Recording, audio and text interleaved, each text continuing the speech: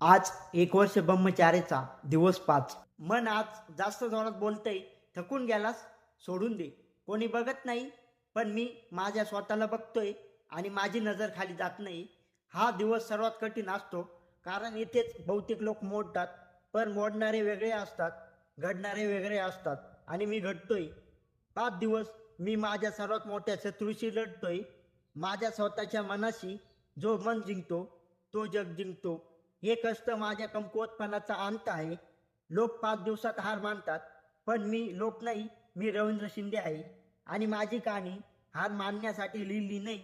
मी ठरवलं 362 दिवस नाही, स्वतःवर कायमचा विजय मिळवायचा आहे. दिवस 5 फक्त सुरुवात आहे, शेवट खूप मोठा असणार. फक्त बघत बसू नकोस.